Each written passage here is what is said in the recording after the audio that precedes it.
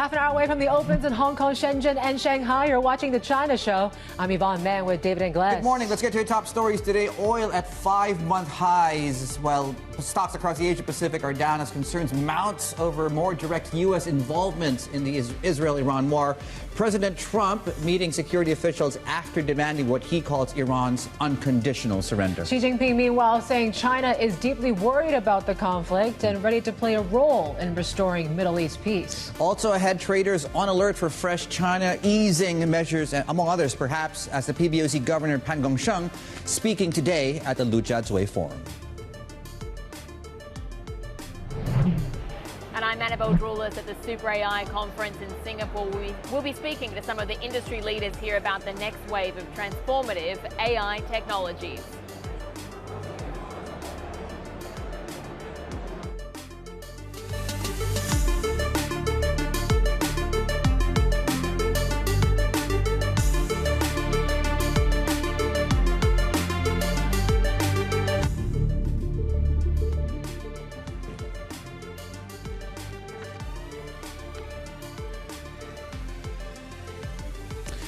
Right. Good morning and welcome to the show. Lots to get through today as we sort of one by one go through the sort of big market items, well, the items in the agenda today. And I think if you had to pick three, we picked three for you bottom of the screens. There obviously are other themes to take note of, but broadly speaking, of course, it's caution. It's the U.S. dollar going into the Fed conversation. We could is the operative word, but certainly when you look at the list of attendees and speakers at today's Lujiazui Forum in Shanghai, potentially pregnant for possibility. We're down about 51% on the Asia Pacific benchmark. We're coming online, of course, in Taiwan, and within that space, of course, it's AI.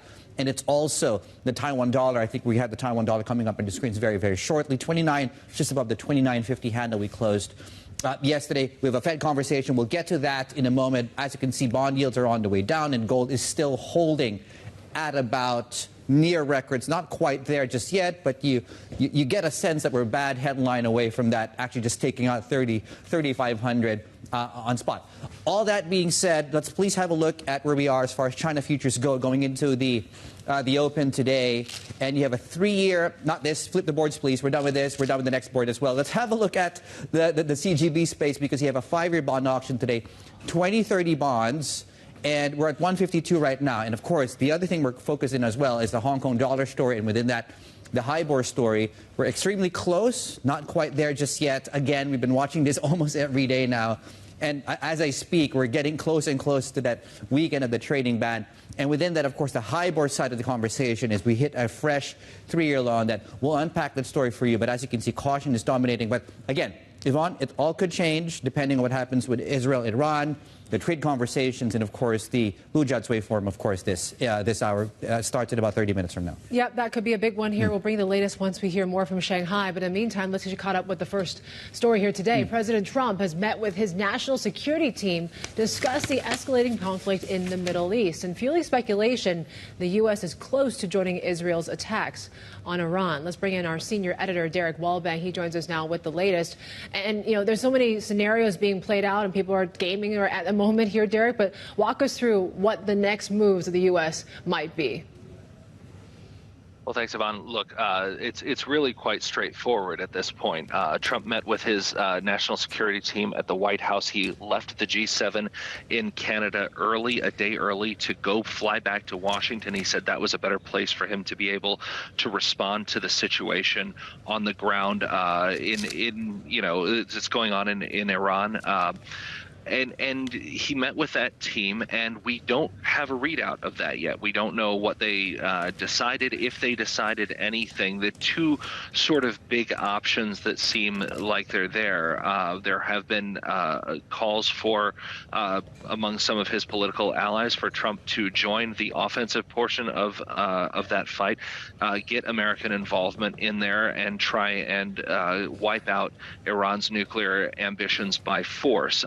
That is something that there have been some calls in the United States to do for some time. It has been something that people have resisted for a very long time.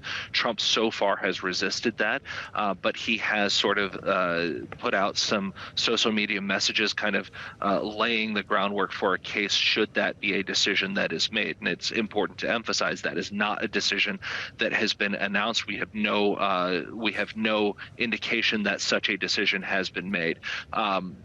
The second option there is negotiations. Now, Trump did tell reporters on Air Force One, suggested that Iran, if knows how to find him, if they need to find him for negotiations, did have some tough words to say, and has said repeatedly that Iran should have come to a deal already, that it would have been better had they come to a deal already.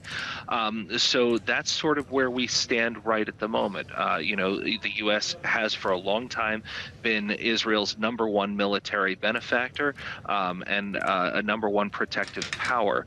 But there's a very big difference between that and being on an offensive capability. At the same time, there are suggestions, from Israel and from outside analysts that say that some of Israel's objectives may only be able to be accomplished if the United States gets involved militarily.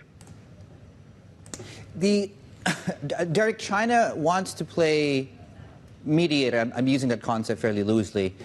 How do you see that panning out potentially?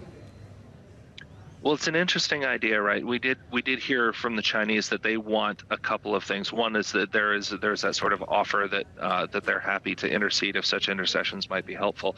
The second is that China thinks that the U.S. should use its influence and try and push for peace. Now, China has offered to play a mediating role before in some other conflicts. Ukraine is the first one that sort of springs to mind. At the same time, that hasn't necessarily worked out, and Ukraine has suggested that China is helping Russia a little bit too much, so it's unclear exactly how they would play that sort of role or how that might happen. But we do see overall China's call for a de-escalation of tensions there. I think that mirrors a lot of calls around the globe for a de-escalation of tensions in this situation. So they're very much not alone in that call. At the same time, I think the U.S. position, as we're trying to sort of understand where Trump has been, the one thing that he's been extremely clear on throughout this entire time and in his campaign before and for years and years gone by, is that he says Iran cannot have a nuclear weapon. So that is the overall objective. How he gets there is a major question with major implications depending on how it's answered. Derek, thank you so much. Derek Wall back there, our senior editor there. That's one top story. The other one potentially is the Lujiazui forum that is, well, certainly the anticipation is building ahead of that today. But certainly when you look back at history and the sort of things that have been announced in past iterations of that, does lend itself to speculation going into today. You look at a list of speakers. You had Pan Gongsheng, of course, among the senior policymakers there set to speak today. You have potentially major financial policies that could be unveiled today. Stephen Engel, in fact, is on the ground for us in Shanghai, covering the story for us, our chief North Asia correspondent. Steve, what do we know about what they might say today?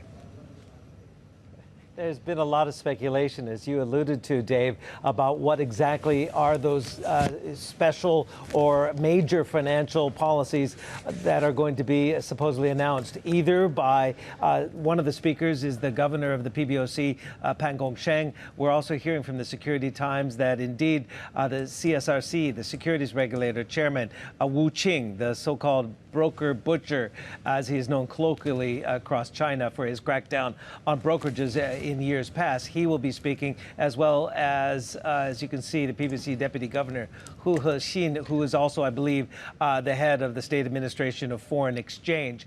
So the fact that we're not necessarily getting any messages about housing officials being there makes me believe that perhaps housing policy might not necessarily be on the agenda, but it still very much could be, because, again, those May numbers we saw from housing showing new home prices prices falling by the most in 7 months in May, used housing in 8 months. Also, new investment in housing is down. So Li Chan, the premier, as recently, I believe it's Friday or Saturday, essentially said, stop the decline. And that's a terminology that was used back in September of last year when that raft of new policy was unveiled in the Chinese economy that helped boost sentiment. But again, we're seeing perhaps in property as well, confidence is starting to wane, and that policy stimulus starting to wane as well. So again, I'm getting ahead of myself.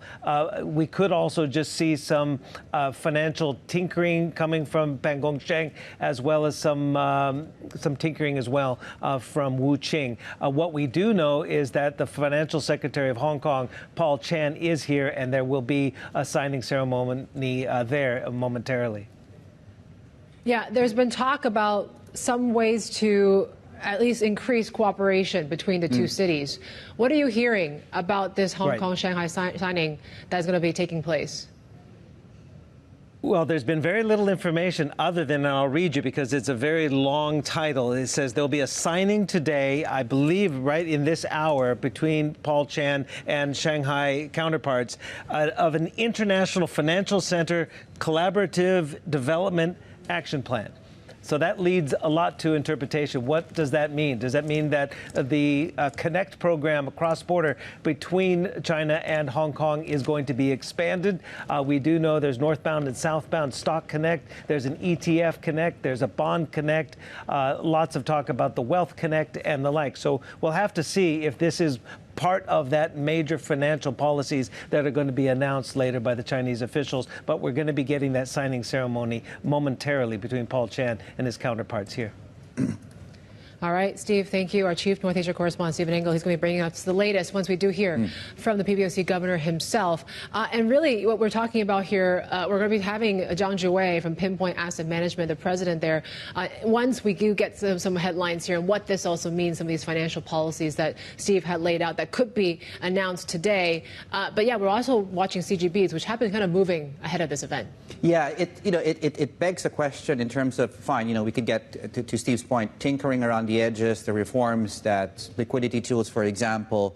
The PBOC's plan with bond trading, I think, is one of the key things that perhaps they could talk about today. And it perhaps could fuel this multi-year Chinese bond bull market even further, given what we could announce. But we might be getting ahead of ourselves. But again, it's hard to underscore potentially what we could hear from this summit today. Yep, certainly one to watch, especially the bond market, as Dave mentioned, right? Now, is there some sort of government bond buying that could resume after they've been kind of out of the market maybe for about 5 months now? So certainly one to watch. We're counting on the open of trade in Shanghai, Shenzhen, and Hong Kong. This is the China Show.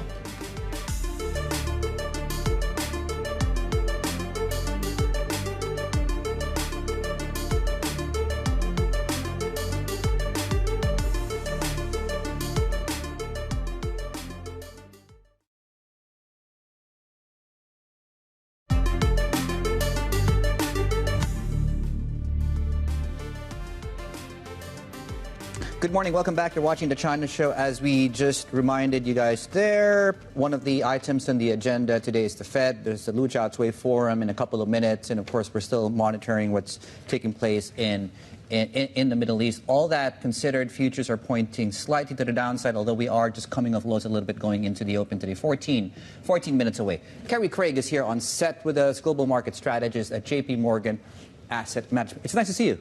You too, David. You too. If I had to design a T-shirt right now, what is the mantra or the mindset we need to be, the overall takeaway for global markets going into the second half of this year? I think right now, given all that's happening in the world, it's definitely a case of being mindful of the risks without necessarily being risk-off in portfolios. Just really trying to balance those views around, we're not facing that sort of severe recession probability we were a few months ago. We've seen some wind back on the tariffs, but more to come there. We're thinking about the fiscal support that's coming through both in the US and Europe, and how that can actually actually offset some of those risks and still deliver economic growth and still deliver positive earnings for companies. So, all that's being sort of balancing out against some of these near-term risks around, the outlook for inflation, what may happen to the oil price. So we still want to be relatively constructive towards portfolios, but really being mindful of those risks and ensuring we have the appropriate diversification against both those inflation and growth shocks that could appear. A lot of volatility has been the bond market and commodity markets. Equities, though, seem to be a little bit more of, I guess, the steadier ship across assets here right now. What does being cautious on risk but without being risk-off mean, then, in terms of allocation? I think it just is how to approach the risk markets at the moment. Obviously, we've seen a pretty much roller coaster ride within equities. Positioning is not nearly as severe as it was earlier in the year. I think that's helping the reason why the VIX index hasn't jumped so much, or it's thinking about why we haven't seen such dramatic moves in the equity markets. Valuations are still a little bit of a concern if we think about the valuations in the US at the moment. But broadly, we're seeing corporate fundamentals be very healthy in the US. The earnings outlook is on consensus basis still relatively strong. I think that's underpinning what we're seeing in the equity market at the moment, whereas the bond market naturally concerned with the inflation expectations and inflation consequences of what we could see with the energy prices, and that's creating that volatility. So I think more broadly for us that just means not necessarily sell America but rebalance away from America, the opportunities we're seeing in Japan as well as in Europe, and on the fixed income side thinking more about how you can play that better health and corporate fundamentals through investment grade and potentially high yield in the bond market rather than simply thinking about duration and government bonds. Yeah, I was looking at your notes. It seems counterintuitive to look at bonds as a hedge against potential inflation risks. But if you could just outline that for us as well. And, we think about tariff-related inflation and now, of course, energy-related inflation. How do we need to be thinking about those two risks if I'm going into the bond markets these days? Absolutely. I mean, the behaviour of the bond market's been the thing that's been most unusual. If we saw some of those risks that came up on Friday with the initial response in the Middle East, yields actually rose. That was the market thinking about the inflationary consequences of what could happen, rather than the growth shock that may come with a higher oil price and being a tax on consumption. So I think that's the real playthrough. People have already been concerned around, what the fiscal outlook might do to inflation when you do have a relatively tight unemployment rate or labour market, and thinking about the consequences there and getting this extra fiscal stimulus at a time when the economy is expanding.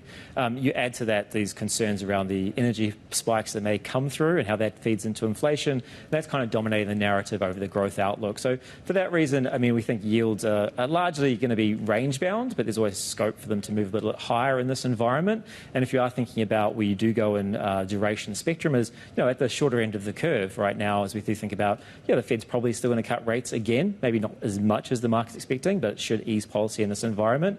And if you want that inflation protection, there is really other assets you can go to. So that's where we see more interest in the private markets. So thinking about infrastructure, for example, transport, where you do get some more inflation hedging to build that into a portfolio.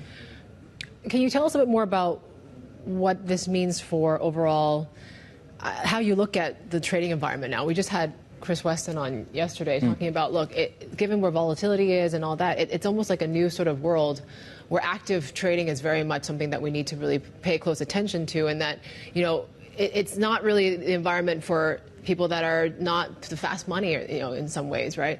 How do I kind of look at that in the next 6 to 12 months, for example, when everything seems to be driven by headlines and where there's so much uncertainty out there, even when it comes to trade still?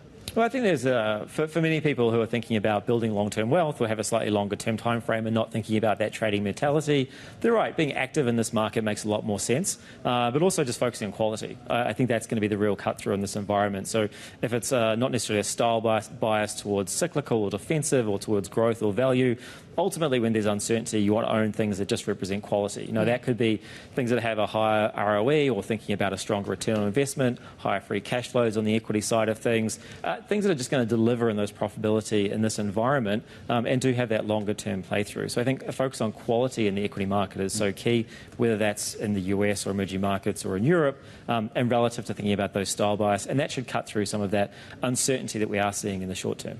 How much queries do you still get on gold?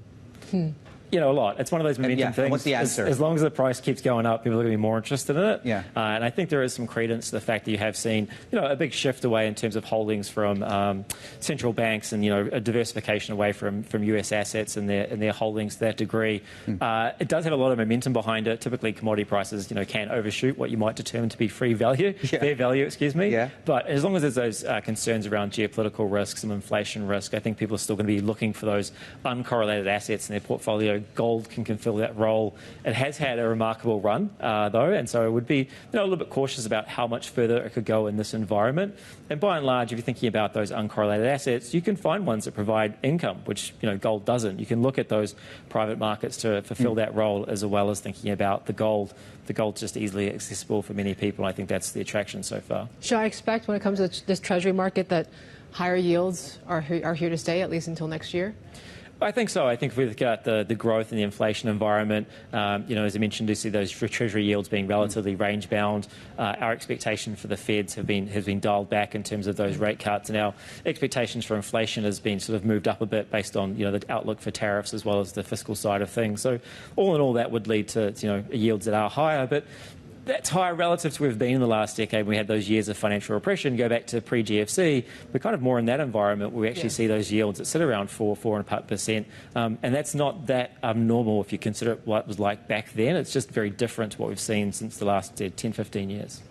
All right, Kerry, we'll have more from Kerry Craig there from JPMorgan Asset Management coming up as well. I take a look at how the pre-market and everything is set up here this morning. I mean, when it comes to the likes of currencies, that seriously is still where the volatility is. We talk about the weak Hong Kong dollar. Renminbi is still around 718 levels here right now, but the Hang Seng in the pre-market is slightly lower by about 0.5%. Plenty more ahead. This is Bloomberg.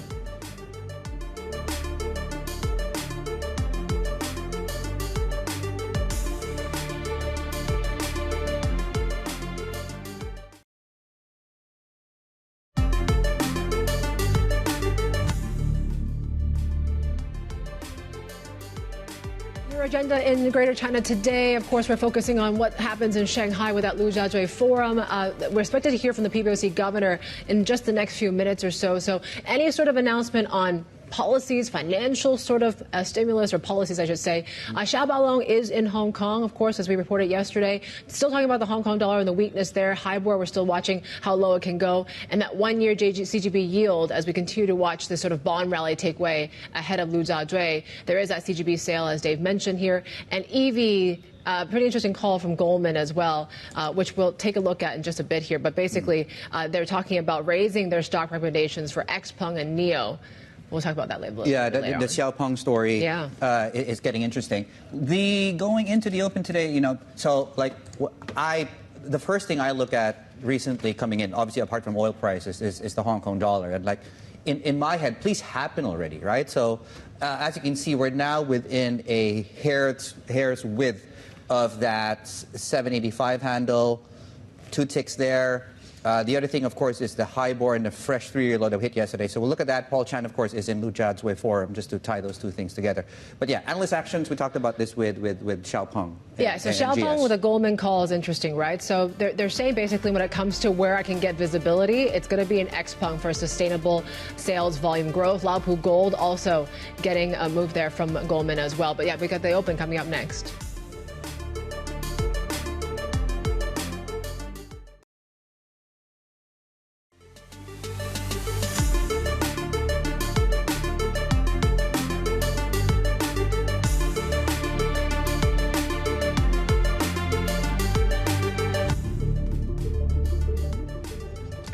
Welcome back. You're watching The China Show. We're kind of on the open of markets. And just any minute now, we're expected to hear more from that Lujiazui Forum underway here this morning. And we're expected to hear from the PBOC Governor, Pan Gongshan, as well as the CSRC and other big regulators and authorities are going to be talking a bit more about maybe potential reforms and maybe some sort of shifts in policy. Obviously, it's going to be quite nuanced here, but certainly one to watch, of course, that Hong Kong and Shanghai signing with Paul Chan, the financial secretary there in Shanghai as well. Market markets, though, are pretty much, I guess you could say, pretty slow going. It's a pretty summer day, typically speaking. I mean, and we're kind of... We haven't had a lot of these recently. But we haven't, really. We've been focusing so much on the headlines with Iran and Israel.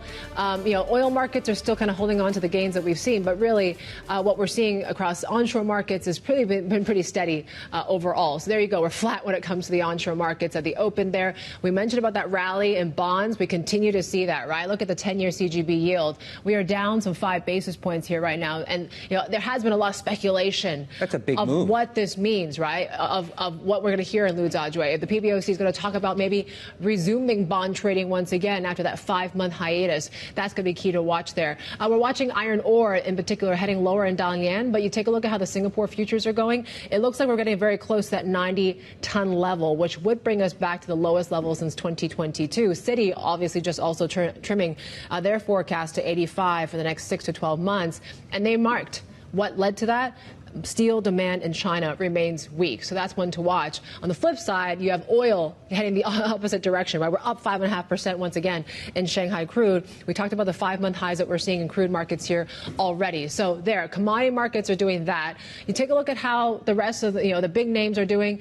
Not really seeing any direction, but CATL shares in the A-share market are up some 1%. You take a look at how the Hong Kong dashboard is looking like. There's a lot of anticipation of what the signing ceremony means, right? We have, SCMP had a really interesting sort of report on this about there might be some sort of agreement about some connect, right? Or maybe something that is as big as what we saw in the Stock Connect back in 2014. Does it mean more, cross-platform, cross-trading in terms of derivative products, including FX, including commodities? That's sort of been floating around, these ideas. So certainly that's one thing to watch here. But there you go. HS Tech is down about 0.9% here right now. So we are seeing some pressure across equities here in the city. And, of course, that weaker Hong Kong dollar, as we talked about here, and HIBOR that continues to seem to have can't really quite find a floor. Take a look when it comes to EV space, though. So it's interesting, right, that Goldman had that talk about really recommending more of these EV names there. So XPeng, higher visibility for sustainable sales volume growth and profit margin improvement. So they upgraded XPeng to a buy. NIO, they also raised the stock to neutral as well, talking about the cost reductions that's going to help when it comes to the bottom line. Laopu Gold, that's the one that, according to Goldman as well, they talked about sustainable, very strong sales outlook there. So robust sales expansion pace as well.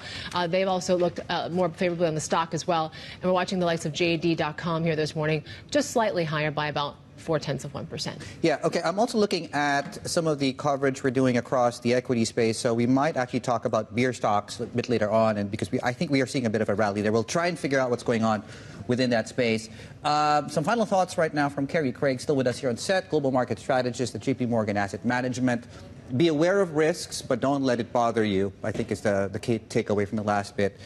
If it's equity markets that I need to be in, for example, which markets stand out to you, which looks vulnerable geographically speaking, and how does China fit into that equity sort of equation? I think the ones we've been most favourable on for some time have been the US. Obviously, that's been a really strong performer for the last couple of years, and so it's more that case about rebalancing away from the US to a degree. So Europe has been strong in that focus. We've seen performance there being very good, obviously around some of the banking stocks and then also defence stocks that have been doing really well. We think there's probably more to go on those themes to a certain degree, given the instability we're seeing around the world. But more importantly, that's an area where you're seeing policy rates that are easing, still a labour market that's quite supportive for the consumer, and wage growth that's quite supportive, as well as thinking about the fiscal spend that's going to come through from Germany and the spillovers that for the rest of the region. So we do think that'll allow for profit and earnings growth that's going to be very similar to what we see in the rest of the world at a time where valuations have risen in that market, but are still unchallenging from a long-term perspective. Japan is another story. Performance hasn't been as good in Japan, but again, we're looking at that longer-term shift we're seeing through the corporate governance angle as well as the reinflation in the economy, and so we think that's going to be a longer-term theme that plays out. And emerging Asia, again, you've seen around the region here, relatively good performance. Look at Korea, look at Taiwan. There's some challenges there around what may happen with the energy prices, given they're importing, but again, you've had central banks that were well ahead on the rate hiking cycle, inflation that's no longer a problem, potential for them to be more supportive, and again, the US dollar, which has not been a strong headwind, that's also still supporting assets there. So we think there's opportunities in those spaces. And then when it comes to China, I think it's worth watching very closely. We've seen a big re-rating. Obviously, there's been shifts that allowed companies to become more profitable. It's a great sort of non-US tech play that's coming through, so we think we can support it from that angle. But be mindful of what's happening around the tariffs and the outlook, because we do know that those US-China tariffs are going to be higher. Still settling on where they might actually be overall, but that's going to be one of the headwinds for the Chinese economy. And again, a lot of the data coming out is still relatively soft at the moment. So consumer sentiment's not great. The housing market numbers aren't still great. So we are looking for a lot of that data to start to turn around a little bit more, to be more positive when it comes to the outlook for China. This whole Sell America trade, it's such a reversal of what's been really such a reliable money-making sort of trade for years, right? I'm talking about 13 out of the last 15 years where U.S. stocks have basically outperformed. There was no case to diversify. Yeah. Is this, I mean, I hate asking this question, this time is different, but can you really find the same amount of returns abroad than you can in stateside? I think it's more looking at, like, if you looked across the world in prior years, the returns out of the US were always expected to be higher. And now when you look around the world, the return expectations across markets is a little bit similar. And so that does allow for that diversification to come through, because you're not saying, I'm giving up returns in one market to buy into the US. Now you're generally saying, well, I can actually find those returns in many different parts of the market. They have different drivers and they're supported by different things. That fiscal activism is a big part of that story that we've seen change in the case of Europe. And so I think that's allowing for that diversification to come through in this environment. So again, we're not huge proponents of Sell America. It is that case of rebalancing out that exposure that we've had in the past. And again, I think many people have had, and looking for those opportunities that are elsewhere, at relatively better valuations. Yeah, maybe it's probably somewhere in between, right? And the conversations around the end of U.S. exceptionalism seem to be everything, the baby and the bathwater. What still makes sense in terms of what U.S. equity exposure does one still keep at this point? I mean, it broadly would be like neutral on the US, as it were. But I think when you look within the index, you can obviously see some stories around that long-term AI and tech story playing through. Okay. You can obviously see the deregulation coming through that's going to support the financial sector, as well as being an area when we think about services that is not as linked back to the trade story. Utilities, another one from a defensive standpoint we can think about, again, being a little bit insulated from that trade and tariff story because it's largely a domestic story. And then thinking more, some of the concerns around the consumption. Some of the taxes going to come through from tariffs, the implications of higher oil prices and what they may do to consumption. Being an area of concern is like looking at the consumer discretionary side of things and potentially what the consumer might do from here. But fundamentally, corporate health of the US companies in aggregate is actually very good. And so again, that's why we would say you can look at the fixed income side of things in the credit market, even though spreads are tight, and thinking about the carry that you're getting from US fixed income at the moment on the corporate side, and how those, again, total returns may look similar to what you get out of the equity market to diversify that exposure to the US as well. How should I be looking at cash? It has a role for liquidity. Obviously, when times of uncertainty, you can see those sell-offs, so having a little bit more cash allows you to be a bit more nimble in the markets. Ultimately, we see cash rates as coming down, though, so there's obviously going to be a reinvestment risk for that at the moment. And so we'd be very cautious around holding too much cash. We've done analysis in the past that shows you that holding cash over a 1 or 3 year period in times of uncertainty, that 60-40 portfolio will outperform cash in most of those times. Going back to Ukraine-Russia crisis, the GFC, any other period of stress, typically over a 1 and 3 year period, cash underperforms that stock bond portfolio. So we'd be cautious about having too much cash at the moment. No, that's a problem, unfortunately. Fortunately, we don't have. What was the percentage that you were being offered from that bank for a cash deposit? Without mentioning the bank, someone is flogging a product, 9% cash, but yeah. If you had an extra amount of money, which I don't have. But anyway, Kerry. It's good to not dream. Kerry, it's great to have you. Kerry Groq there, Global Market Strategist at JPMorgan Asset Management. Some other corporate stories that we're tracking for you this morning. Elon Musk's artificial intelligence startup, XAI, is said to be burning through $1 billion a month as the cost of building its advanced AI models races ahead of limited revenues. Sources say Musk's startup is currently trying to raise $9.3 billion in debt and equity to cover the gap, but we're told the company has plans to spend more than half of that in just the next 3 months. Amazon CEO Andy Jassy says he expects the company's workforce to decline in the next few years as it uses artificial intelligence to handle more tasks. In an email to staff, Jassy says that the technology will mean fewer people in some of today's roles and more people doing other types of jobs. Jassy says that he expects that will lead to what he calls efficiency gains across the company. Right, coming up next here on the China Show, we will take you live to the SuperAI conference taking place in Singapore. So plenty to discuss there with Scott Albin, who joins us, of course, coming through. And the continued coverage that we have as well of the Lujiazui Forum. And I can tell you right now, maybe has to do with what's taking place in Shanghai. There's a massive rally taking place right now. We'll unpack the story for you in a moment in the CGB space with 10-year yields down 6 basis points as we speak. Plenty more ahead. You're watching The China Show. Good morning.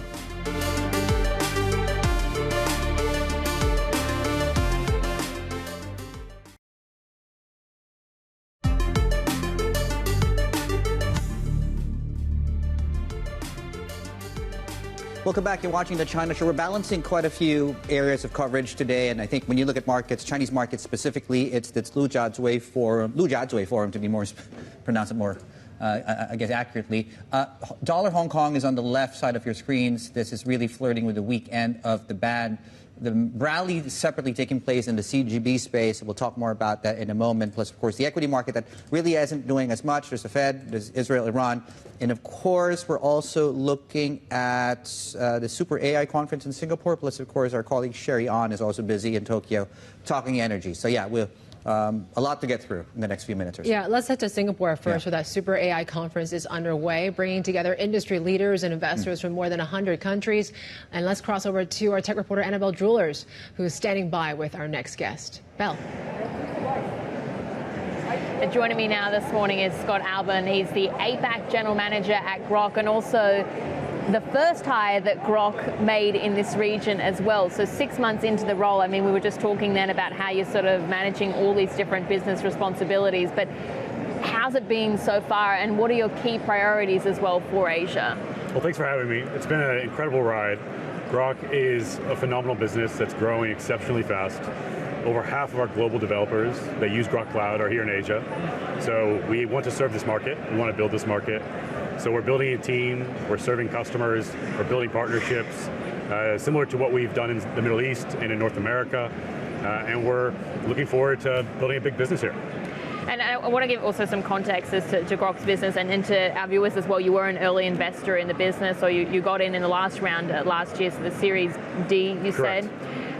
Groq is making LPUs, so this is different to GPUs that we know from NVIDIA, but LPUs, they're better for the inference part of deployment, essentially, of AI models.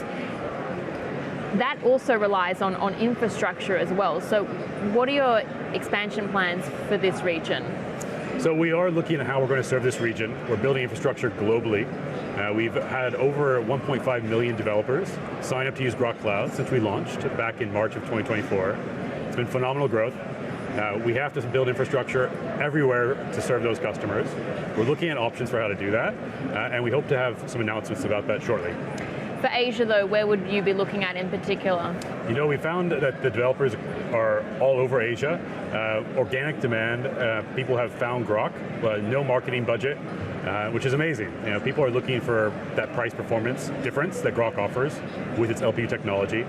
I would say the key markets where we've seen some of the fastest growth: India, Singapore, Australia, Japan, Korea. So does this mean that these are the sites where you're also looking to build, again, the data centers to support that? I think in due time, we're going to want to have infrastructure in all the key markets. We're looking at how to build that infrastructure in the right way, in the right order, and with the right partners. We made a great partnership with Bell Canada. Just recently we announced to build sovereign infrastructure for Canada.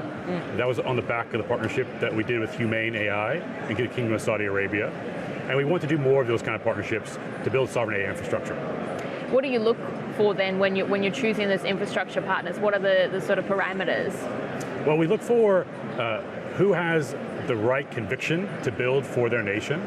You know, we're trying to serve developers, enterprises, government.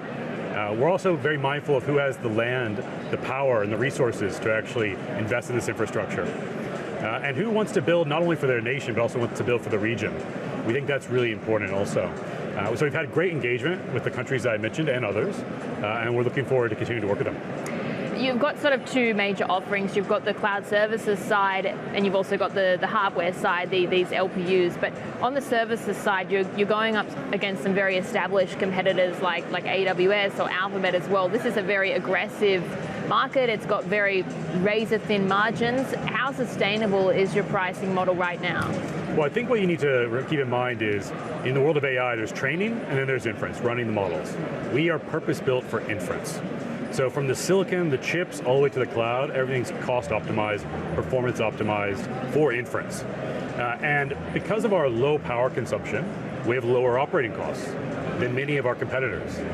Because of our supply chain, it's also much more competitive. Can you put that in maybe percentage terms for us? If I'm AWS and I've built my AI service center using the Blackwell system, for instance, and then you're going to Groq and you guys are using LPUs and you're saying it's a cheaper price point, how much cheaper is it actually to run?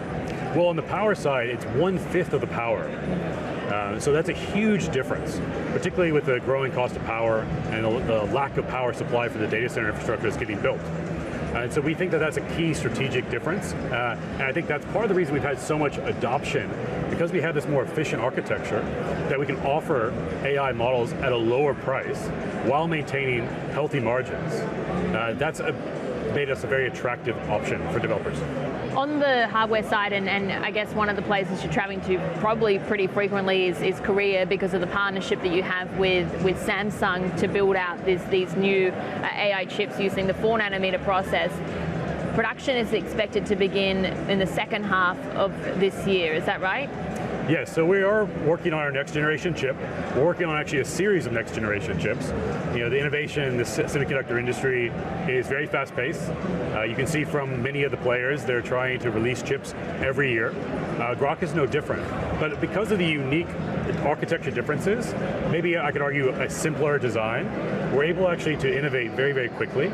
And so we expect to be releasing new chips on a regular cadence. How come you chose Samsung over TSMC, for instance? Well, Groq is actually very domestically based in the US, and our supply chain is largely North America. And so that's a strategic difference. We wanted to build our technology in America to be aligned to strategic interests of America. And so we are focused on building with partners who have fabrication capabilities in the US. So our current generation chips are produced by global foundries. Our next generation chips are going to be produced in partnership with Samsung. All right, Scott, thanks so much for your time, and good luck really for the coming months ahead, because it sounds like you're exceptionally busy with what's on your plate right now. But that was Scott Albin there, APAC General Manager at Groq. Belle, fantastic. Thank you so much. Annabelle Jewelers there, of course, on the tech and AI story in Singapore. Back to the other story we're tracking, Lujiazui Forum. The PBOC governor is speaking, has just begun speaking, in fact, right now. Now, separately but related to this is we understand that, okay, let me just bring up my screens, that there has been a report, and just to be more conservative on this, a report that Hong Kong and Shanghai are planning to optimize the bond and swap connect, both of which, by the way, already exist. In terms of the details behind what that optimization means, we've actually yet to see more details on that. The other more interesting bit coming through, interesting from the headline itself, Yvonne, is the Hong Kong and Shanghai will be exploring this Gold Product Connect program on top of other cross-border clearing initiatives that seem to be taking place. Now, this is, again, to caveat, this is a report, it's in Mandarin, and we're somewhat simultaneously translating that. Has anything stood out to you so far? Yeah, it's interesting, right? We talked about this might be one of the sort of the biggest sort of reforms, or at least programs that have been expanded since they actually introduced the Stock Connect since 2014, I want to say. So, you know, the fact that they're allowing maybe more commodities sort of cross-border trading, that certainly is something new. It's a Gold Product Connect program, clearing, as you mentioned, so optimizing the Bond Connect and the Swap Connect. So that certainly is good news for Hong Kong in some ways as well. We're also taking a look at what Peng Gong-shen is saying, right? So to trial structural policy tools in Shanghai. So we've been talking about it's going to be about tweaking some of these the toolkit in some ways that we might not hear too much about stimulus itself, but how they're going to be actually fine-tuning some of the tools that they do have in the toolkit.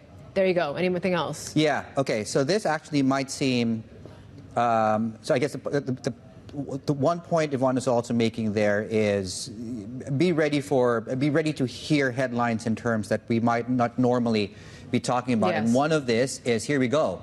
Pan Gongshan just said that they are studying the PBOC. They are studying and pushing for trading of currency futures, Yuan futures, with the CSRC. So that's the PBOC and the securities regulator.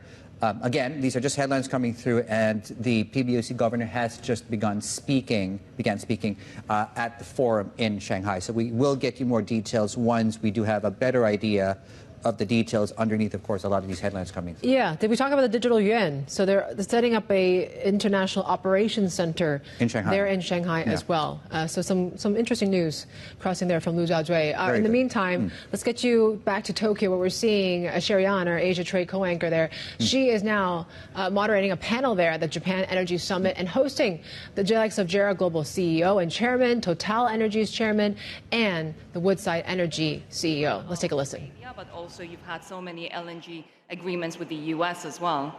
So the Ukraine situation and recent development in the Middle East really remind us the basic business principle, which is diversify our investment and LNG portfolio or procurement. So in the case of offtake portfolio, we try not to rely on, of course, on the one country, one region, and specify the bottlenecks in the world. And also, we are very carefully not to rely on one project. So that makes us risk ourselves to the specific operational risk. So diversification is the key. What about the Alaska LNG project? Because you've also expressed some interest there. Sherry, I know you're coming here. Yes, that's a good question. And I really like the concept itself. If you can build a liquefaction plant on the Pacific side, it's only 7-8 days to Tokyo Bay. And the less geopolitical issue there. So US and Southeast Asia ferries will link together. We're now awaiting some development on the project side.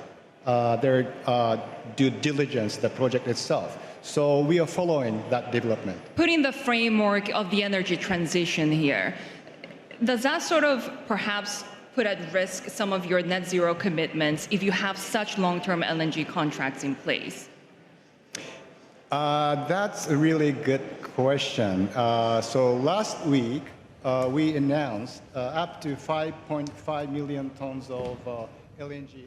Right, there we go. Ongoing right now, Sherry An, our co-anchor in Tokyo for the Japan Energy Forum taking place. Also separately in Shanghai is the Lujiazui Forum, where the PBOC governor is still speaking and more headlines are coming through. Yeah, so potentially more reforms here and the opening up, of course, of the financial markets there. And Pan saying to develop a free trade offshore bonds in Shanghai and to continue to improve the monetary policy framework. So they also talked about this push for Yuan futures trading with the CSRC and really kind of trialing these new structural policy tools right there in Shanghai. Yeah. So again, this is a speech, and it's not just the PBOC governor that is set to speak. Among the other high-level officials, including, based on some reporting, of course, a deputy, of course, out of the PBOC, and also the CSRC chairman, Wu Qing, is, I believe, expected to speak as well. So in other words, stay tuned for more coming through here, and perhaps more big headlines and fairly consequential headlines coming through across these markets. And certainly the devil will be in the details of all these things coming through. In the meantime, as we enter the second hour of the China Show, we'll leave you with a look at markets. There's plenty more ahead. You're watching Bloomberg.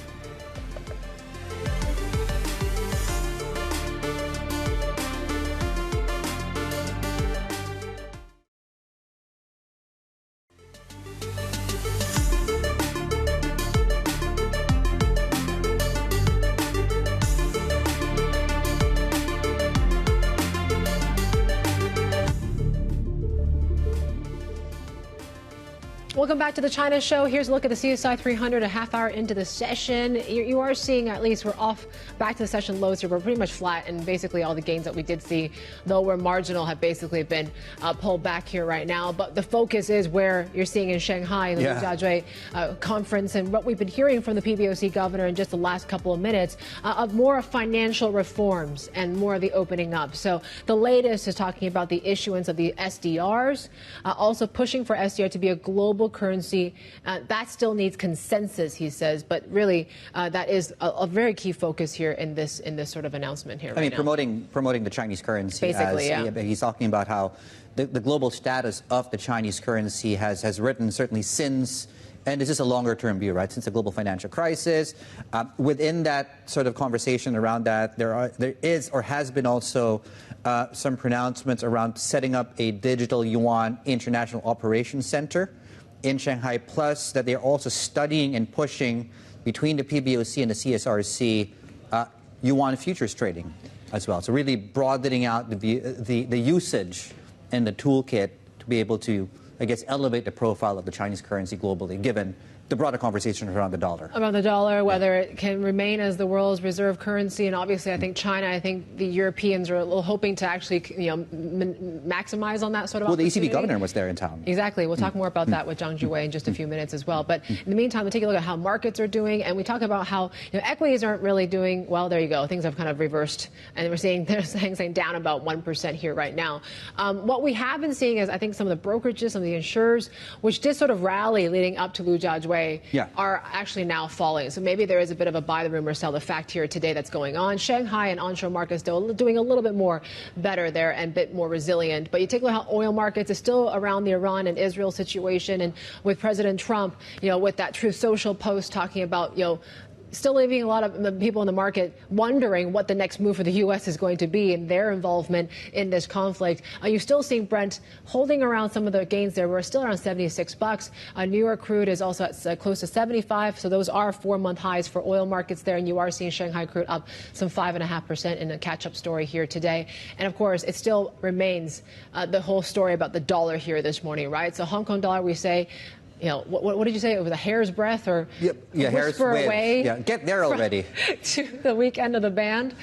Very close to that 785 handle here right now. You've been watching the Taiwan dollar quite a bit, Dave. Yeah, because we closed just above the 29.50 handle yesterday, and based on our reporting, we understand that the Taiwan Central Bank has told or encouraged some users not to sell U.S. dollar before a certain period of time.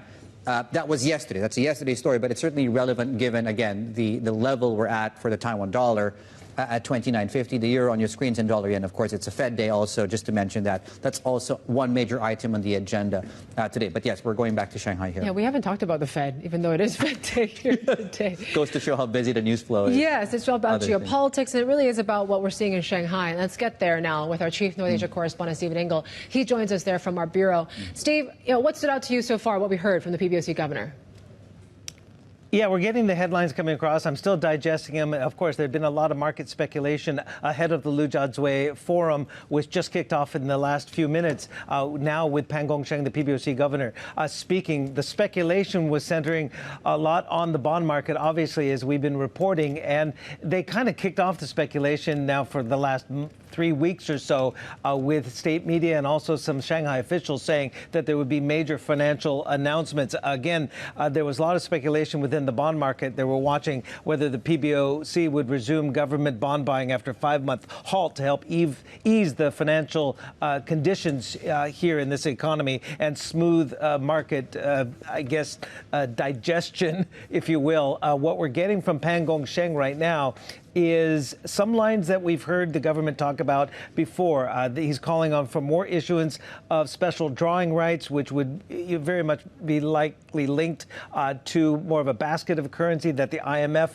originally proposed, I believe, back in 1969. But it is something that the Chinese officials have talked about before. He's talking now, the latest headline, China has signed over 30 currency swaps with other countries. He calls for global cross-border payment system improvement. And the global currency system right now is seeing tons of competition. He goes on to say they will develop a free trade offshore bonds in Shanghai and also blockchain technology poses challenges to financial supervision.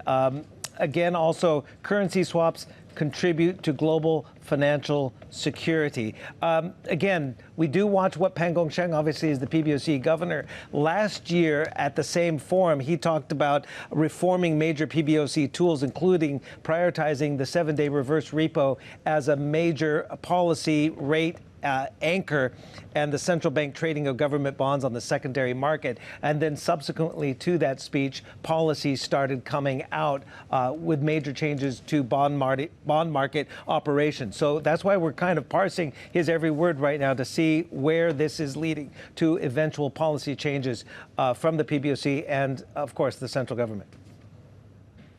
Yeah, Steve, there was also speculation going into the forum today around the role of Hong Kong and the potential closer ties between Hong Kong as a financial system and Shanghai. Yeah. What do we know based on what was talked about, the speculation, and some of the reporting taking place right now?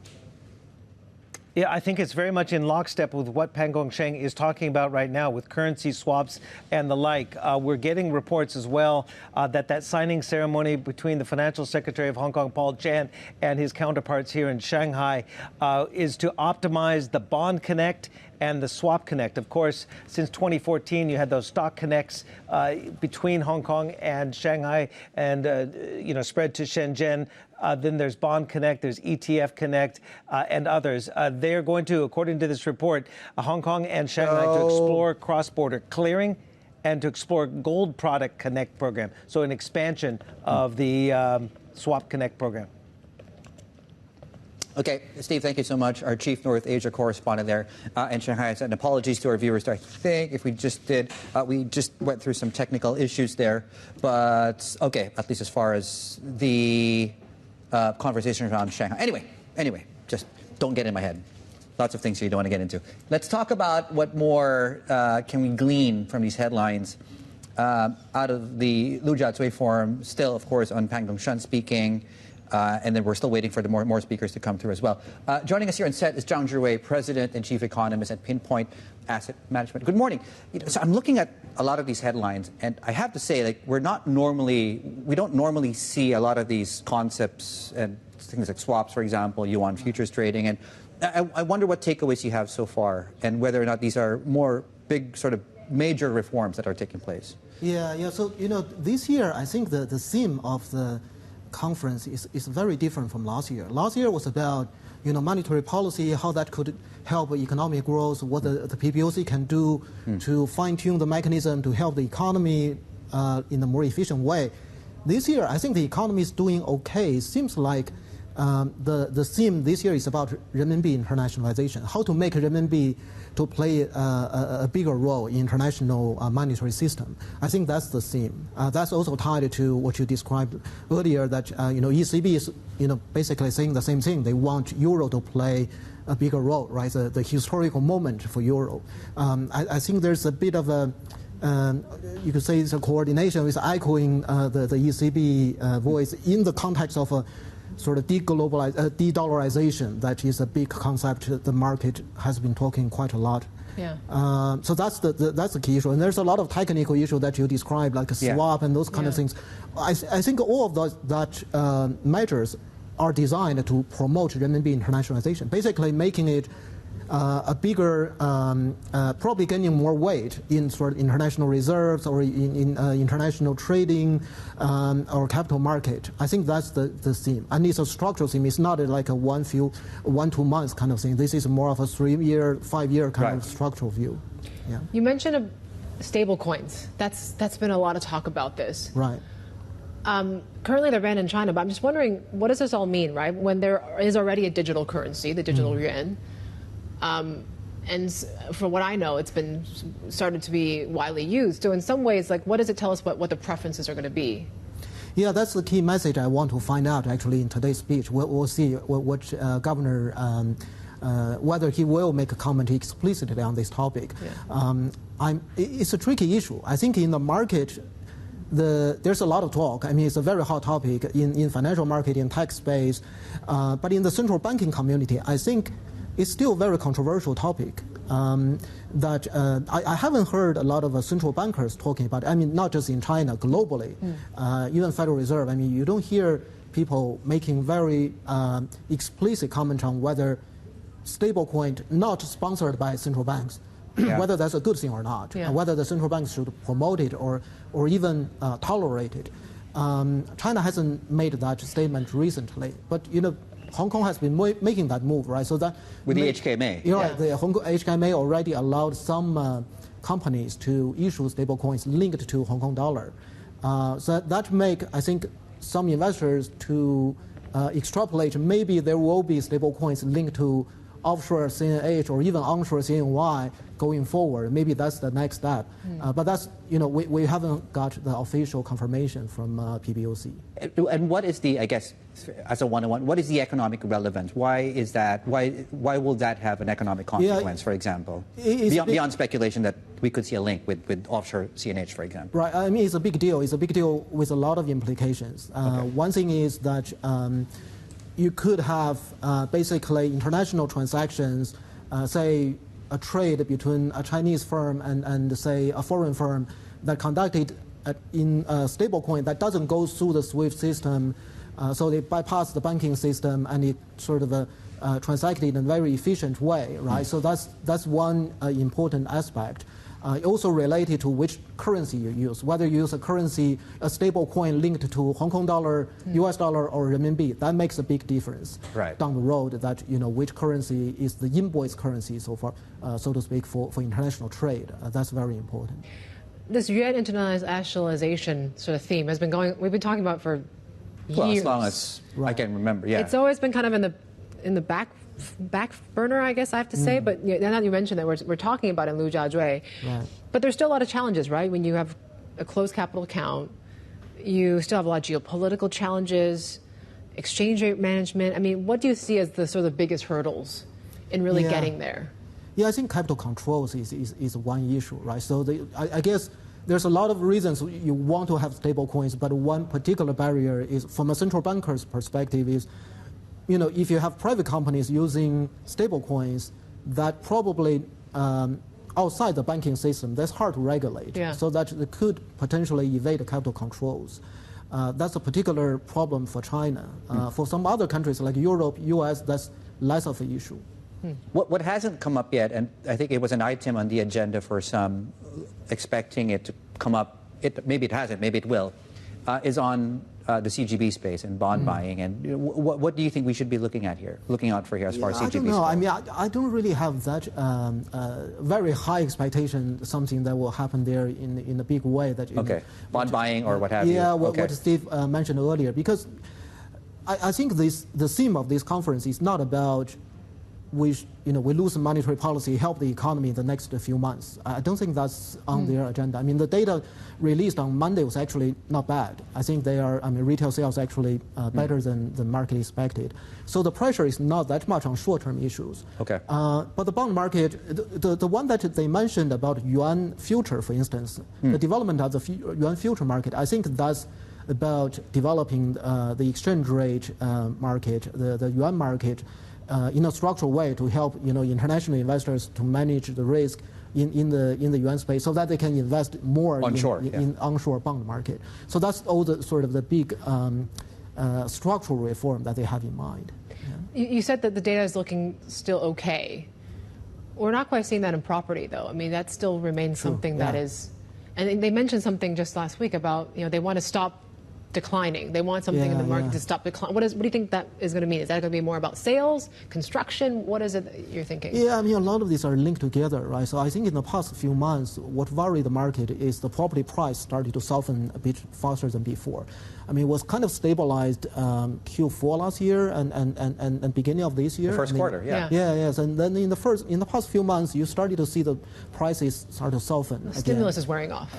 That's right. And also, I think there is a bit of a concern that certainly the trade war is an issue. And then on the margin, I think the policy support in the past few months kind of pausing, I would say, right? So that the property market seems not to be on the top agenda for the policymakers. That may be a reason why the property market is not doing that well. So that's a concern, certainly, from a macro perspective. Zhang, always great to have you there. Thank you. President and Chief Economist at Pinpoint Asset Management. Still ahead this hour, more from the SuperAI conference in Singapore. Annabelle joins us now. Belle, what do you got coming up? Well, it's one of the biggest events here for the Asia AI calendar. SuperAI kicking off this morning. More than 7,000 people expected to come through the doors over the coming days. More than 1,000 speakers as well. And a great lineup of guests. So far we've spoken with in silico medicine, Groq as well. But this hour we'll be hearing from AWS, Amazon's cloud unit, doing a massive data center build out across Asia, Australia, Korea, Southeast Asia. We'll ask how far that goes to meeting demand for cloud in this region. Also, the biggest constraints as well. So you're watching the China show. We've got plenty more ahead. And this is Bloomberg.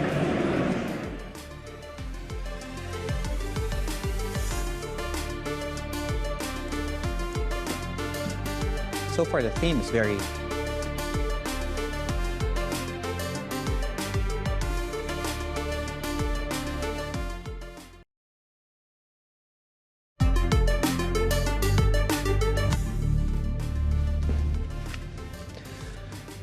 All right, we got to talk about this Bank of America fund manager survey that came out overnight. And, as we've been talking about this whole sell America trade, it seems like it remains quite popular among some of the fund managers out there as well. If you take a look at what they're seeing, so the first time in this survey, they've actually asked fund managers whether global stocks can actually outperform U.S. stocks in the next 5 years. And this is what they said. 54% actually said yes.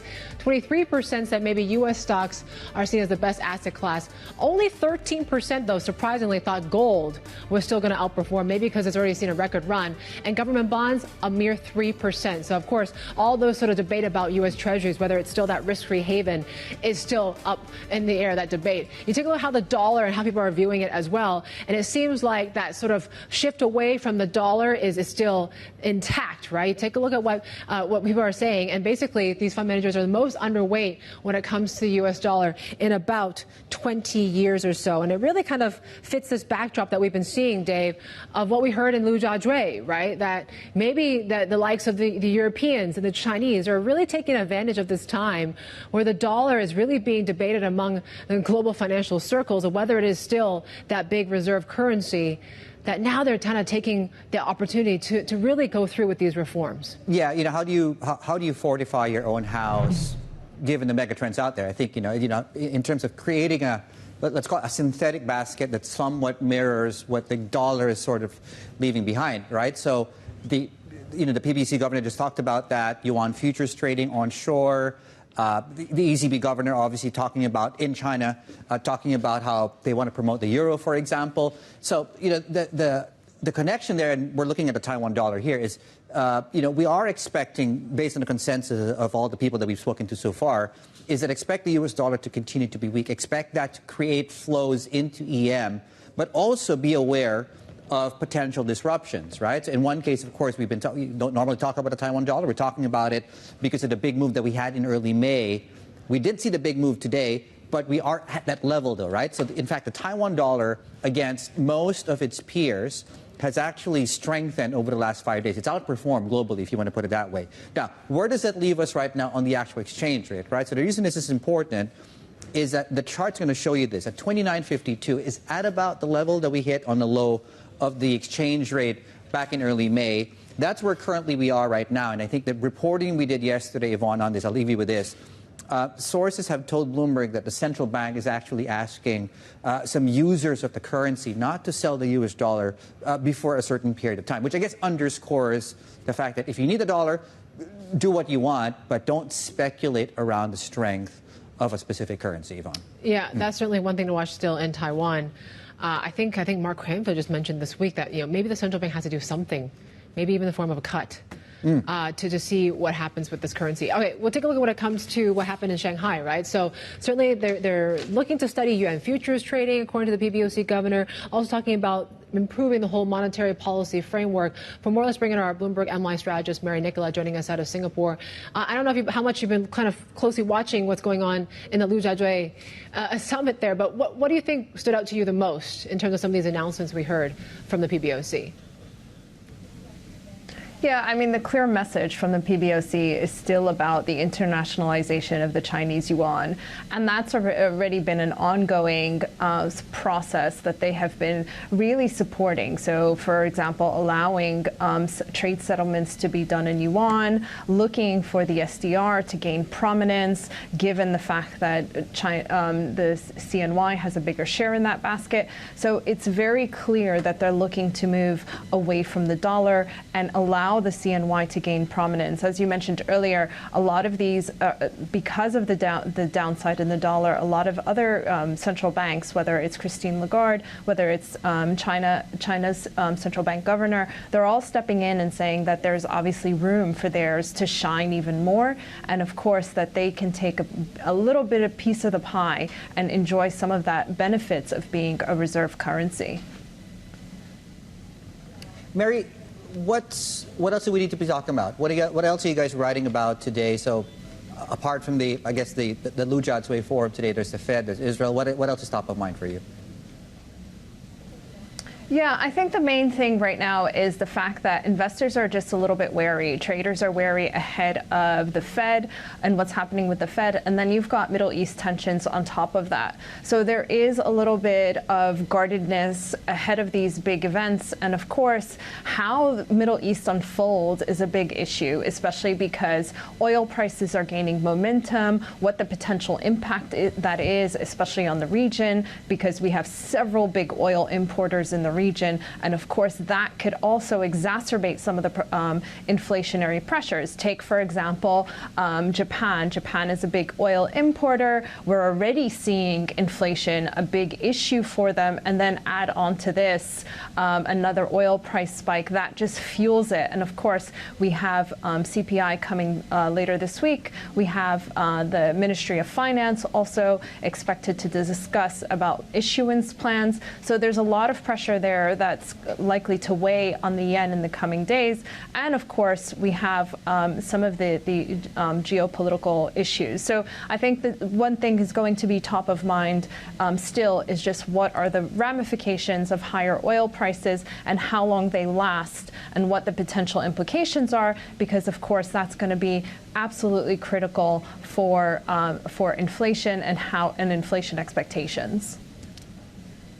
Mary, thank you so much. Fantastic context, as always. Mary Nicola in Singapore for us, our MLive strategist. And as Kerry Craig, our earlier guest, did point out and how he phrased it, be cognizant of risks, but don't tilt risk off just yet. Markets doing this. Plenty more ahead. This is Bloomberg.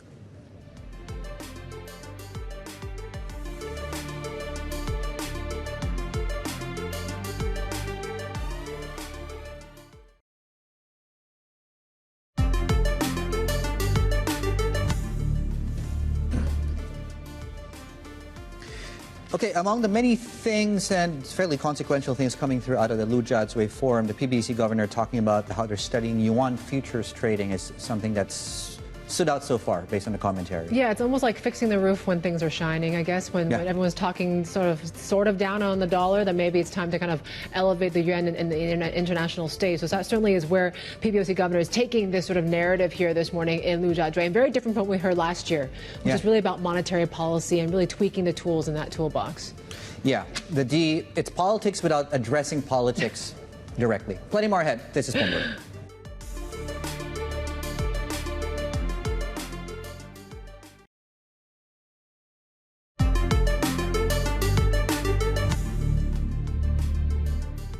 We are planning to invest more into R&D, both AI and drug R&D, start more new programs in therapeutic areas adjacent to the areas we're working on. We're very passionate about aging research and longevity, so everything we do is aligned around our mission of extending healthy, productive longevity for everyone on the planet. And we're entering into new therapeutic areas. Recently we've entered into metabolism as one of the therapeutic areas, and extremely hot area in general in the global markets. In the world of AI, there's training and then there's inference, running the models. we are purpose-built for inference. So from the silicon, the chips, all the way to the cloud, everything's cost optimized, performance optimized for inference. And because of our low power consumption, we have lower operating costs than many of our competitors. That was our guest at the SuperAI conference now underway in Singapore. Let's get back to the Lion City, and Annabelle is standing by with our next guest. Belle.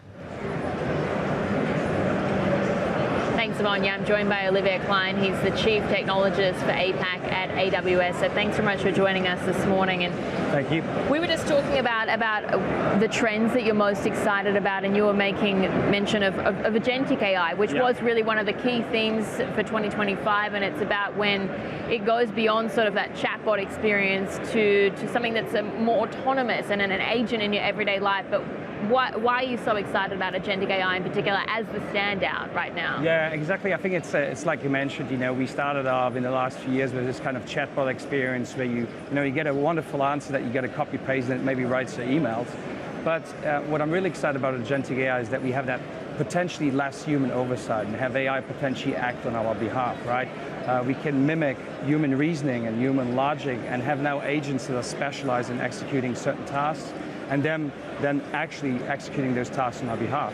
There are interesting developments there where, for example, we start seeing AI agents or AI models, let's say, use human interfaces. So it can use your web browser on your behalf if you allow it to do so, or it can use your application on our behalf, which basically allows us to potentially overlay AI on existing systems. And that's what I'm really excited about in that space. Where are we at in terms of the development of these agentic AI models? Because we've seen some of them coming to market and they've been good, but still had some execution issues. So when do you see it being adopted successfully? Yeah. So look, I think adoption is real. A lot of it is maybe a little bit behind the scenes. I think that future of AI is that we don't just see AI front and center. It will be just integrated in whatever we're doing. We see strong adoption here across the region, from companies such as Grab, Petronas, Samsung, all the way to companies such as Canva. Even Amazon ourselves, we're using AI agents to help modernize our software systems, for example, effectively saving a lot of developer years so we can reinvest that time of human manpower of spending it into innovation. So even though you might say it's a slower rollout, I'll probably say it's real and here now. There's been a lot of concerns around the infrastructure of AI. Yes, there's the booming demand and there's the sort of infinite applications, but the infrastructure side is not necessarily keeping pace. So AWS is making a lot of investments into this region, into Southeast Asia, into Australia, Korea, among the latest as well. But how much do you see that going into meeting the demand? Yes, I think actually I would probably say there's a variety of different forces in effect here. One is, yes, we require more infrastructure. That's obviously where AWS plays a role. Our vision is how can we democratize the space? How can we make AI available to everyone? I mean, I would go as far as saying our mission is to make any company an AI company, potentially, using our services. Having said that, you also see forces of, for example, AI models becoming more cost efficient, becoming smaller models. Again, going back to that agentic AI, instead of having one big, large model, we start having smaller, specialized models that require, for example, less computational power. At the same time, I think from our perspective, it's about continuously rolling out, investing in the region. You saw that we committed to investing over $15 billion into US dollars in Japan, over $12 billion into India.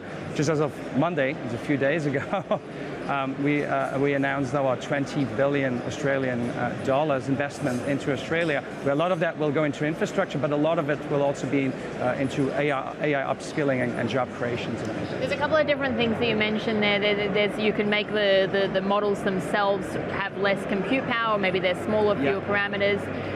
You can use maybe a different hardware, for instance. We were talking earlier about Groq, that they have LPUs, not GPUs, so they're saying that LPUs, language processing unit, makes inference much cheaper and it's more scalable as a result. There's different types of energy as well. I mean, Amazon has been investing into nuclear power in the US in particular. What's sort of the strategy that you take in Asia? Yeah, so look, both in Asia and globally, I think we always want to give our customers choice and look into how can we work backwards from helping them building cost-effective solutions here. One is, for example, specifically, as you mentioned, the underlying hardware. We ourselves, for example, develop our own custom chipsets in addition to offering, for example, NVIDIA GPUs. We have our AWS Trainium chipsets where companies such as Anthropic, where we closely work together with their cloud models, train on top of a lot more cost effectively than on let's say, the more traditional GPU kind of scenarios. So those are interesting scenarios of like just reducing the cost. You talked about energy. For us, it's very important to run on renewable energy. Most of our regions run either way fully or very highly on renewable energy. We're one of the largest global corporate purchaser of renewable energies, specifically around solar and wind. And again, I think it's those multiple moving forces, right? Renewable energy, smaller models, or more niche or specialized models that require less compute, while at the same time we see advancements in the underlying hardware and the underlying chipsets that just allow us to, both train more effectively, but like you correctly mentioned, also inference is really important, because as we see a broader adoption, there will be more demand around infrastructure required for inference, and that's obviously where we come in. I mean, we did just have Groq in the last hour, and I was talking to them about would they ever be a client or a provider into AWS, but do you see that scenario as well? Yeah, look, I think from our perspective, as we want to give our customers choices and flexibility. You see, for example, from the model choices on our Amazon Bedrock platform, which allows you to run your generative AI workloads. You have choices from Meta to DeepSeek to our own Amazon models. And I think the same strategy applies on the underlying hardware, whatever makes sense of working backwards from what our customer needs. If there's a potential partnership right now. This is sort of a bigger picture question, but something that we see developing now, and I don't think it's maybe too much of a stretch really to say that maybe we're at the outset of a sort of an AI Cold War, where you've got the US on one side and China on the other, and both of them are competing to dominate not just the infrastructure, but the norms, the governance, the rollout of AI globally, and they really want different regions or countries to develop on their own stacks. How does that also impact your business operations here, knowing that a lot of governments and countries are sort of used to navigating as well between the two sides? Yeah, I think if you look at the way we build Amazon, or sorry, I should say AWS, from the start, really, we always set that regional concept where we give our customers flexibility and choice, where you say, maybe I want to run globally, I want to run any kind of model, any kind of tools globally, but I also have the flexibility of saying, well, maybe we're in Singapore here, right? Maybe I just want to specifically run in the Singapore region, and that is a flexibility that we give our customers the flexibility. Again, I think from AWS's and Amazon's perspective, our vision is always, can we work backwards from the customer outcome?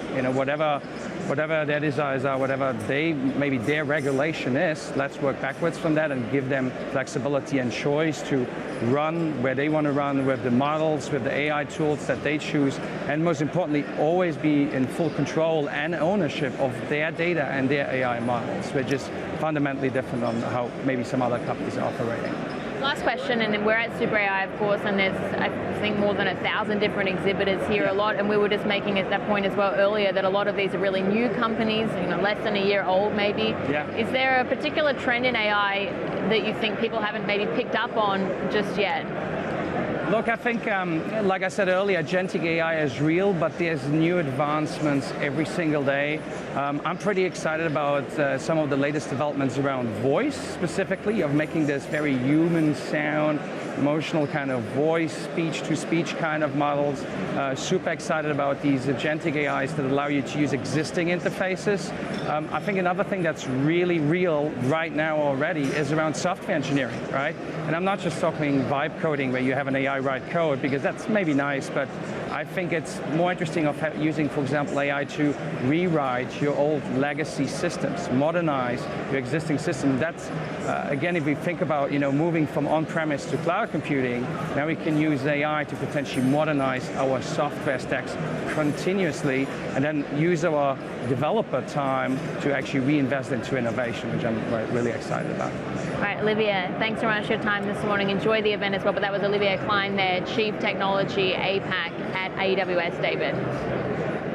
Very nice, Bill. Fantastic there, Bell, of course, at the SuperAI conference taking place in Singapore. Back to what's taking place in Greater China and specifically in Shanghai with the Lujiazui Forum. And so following the PBOC governor, we're now hearing from the National Financial Regulatory Administration, Li Yunzi. And you know what? It's a similar tone. So I'm going to go through some headlines, but the one thing I want you to guys keep in mind is the big picture on China's raising its hand and providing somewhat of an alternative here to the U.S. dollar, or to the U.S. more specifically, more generally. So when PBOC governor talked about financial market reform, yuan currency, the yuan digital currency, yuan futures, we're now hearing from Li Yunzi talking about how the global economic and financial system policies are facing challenges and that China will quicken the pace to be the world's biggest consumer market and that foreign firms are welcome to participate in digital finance. So far, that's what we're hearing so far, and we'll get you guys an update once we have more information coming through. But the message is clear. China's here to step in and, of course, welcomes investments. Plenty more ahead here on The China Show.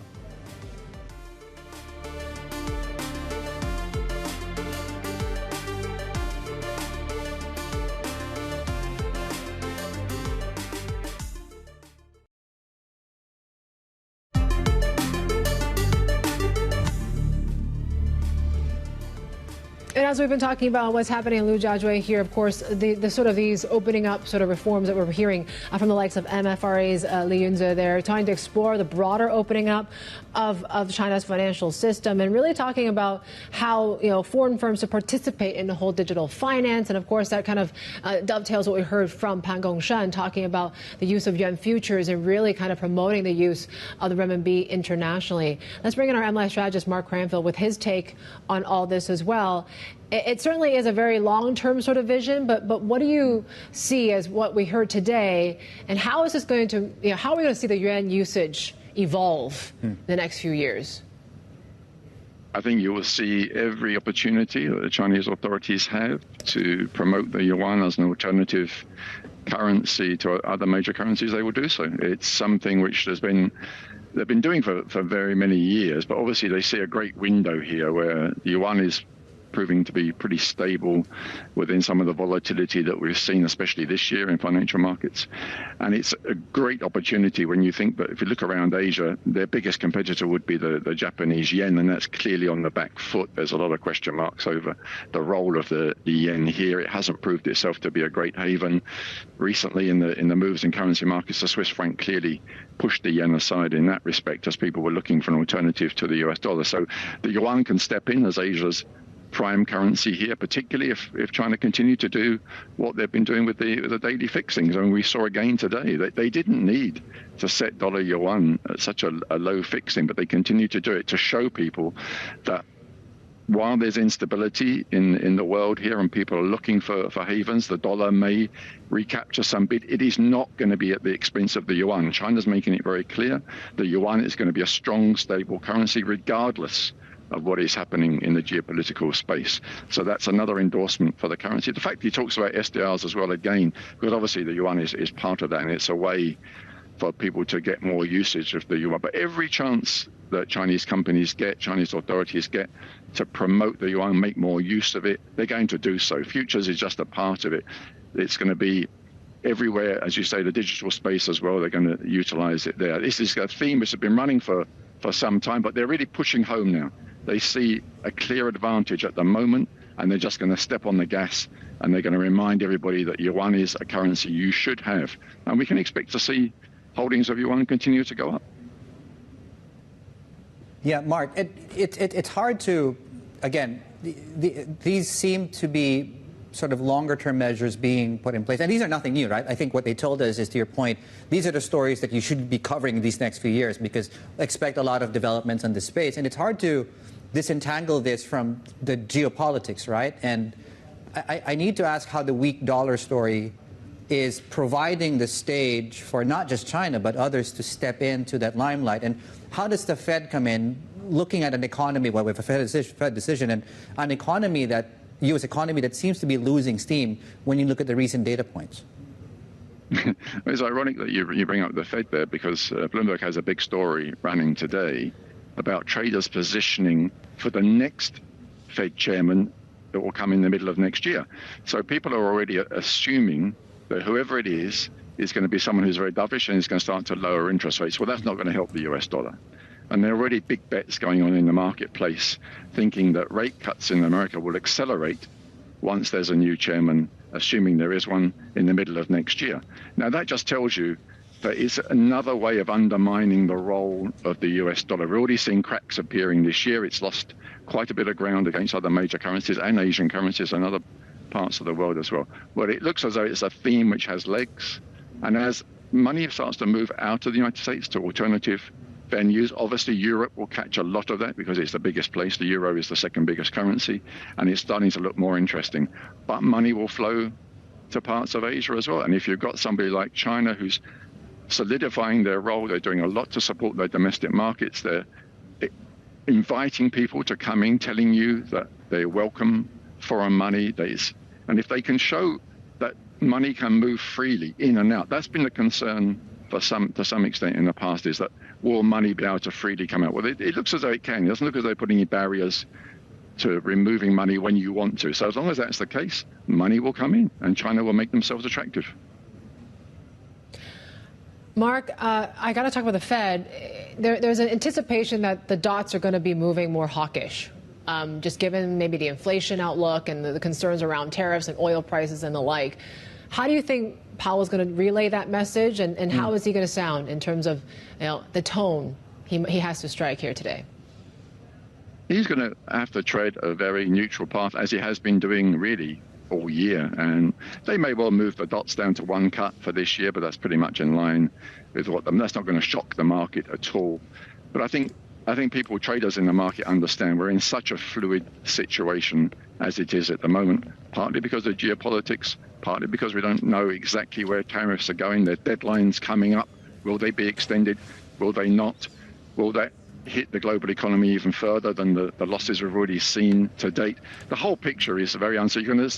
He's probably going to use that word uncertainty or caution. Those kind of words are going to be used a lot once again by Jerome Powell. Caution, as he did in his last speeches. So all of that is going to be in there. Whether they move the dot plots by one or not really doesn't matter in the grand scheme of things, because it's a quickly developing situation and the Fed will have to respond. They know that. If things deteriorate fast, if recession comes back on the radar for the United States, the Fed will just have to cut interest rates regardless of what it says in the dot plots. Mark, thank you so much. Mark Cranfield there in Singapore for us, really to the point Mark was making. So we've heard from the PBOC governor, the NFRA chief, sorry, trouble getting it out. And now we're hearing from the CSRC. I mean, we need a vowel in there every now and then, don't we? Wu Qing, now talking about, he is now speaking at the Lujiazui Forum. I believe they started talking about the weather, but now they're looking at the global trade challenges and the adjustments and the challenges and the opportunities these major adjustments are presenting. And that this probably segues nicely into our next segment, that he's also talking about better use of the capital market to promote innovation, Yvonne, and also technology. Yeah, so certainly, we've been talking about this whole DeepSeek movement in China, right? And certainly, in some ways, all the chip curves and what we've been seeing has only just kind of led to more innovation in China, right? It's only led them to ramp up that sort of innovation as well.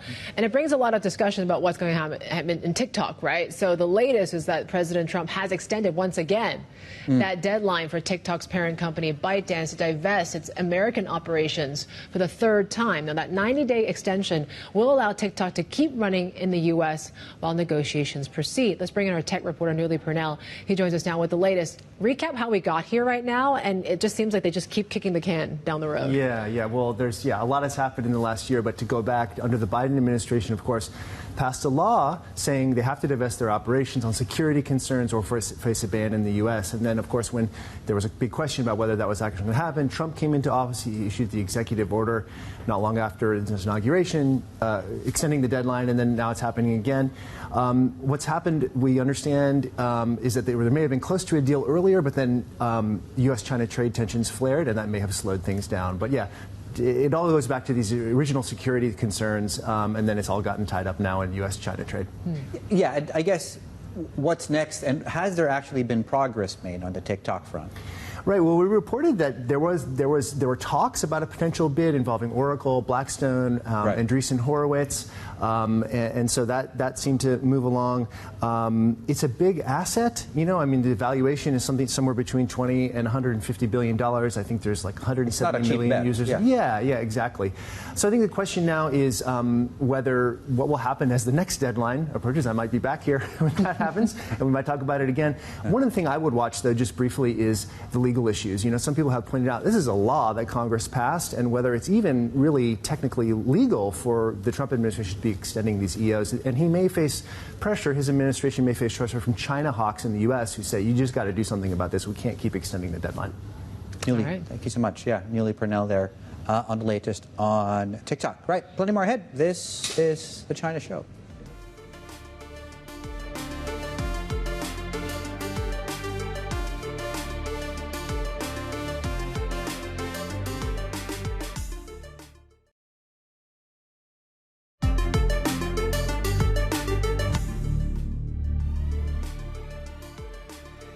Welcome back. Just before we wrap up the show, just a recap, I guess, of some of the big headlines coming through out of the big forum taking place in Shanghai. So we've heard from the PBOC governor, we've heard from financial officials, and now the CSRC talking about how what's taking place globally and these massive shifts on the global stage are providing opportunities and challenges, but effectively China's opening up its door and saying you're welcome to the business here. Yeah, they want to promote overall better capital markets, promote tech, promote innovation, and really talking about the whole global trade order and the shifts that we're seeing are bringing challenges, but also opportunities for China as well. The message seems to be from Shanghai is we're open for business. Yeah.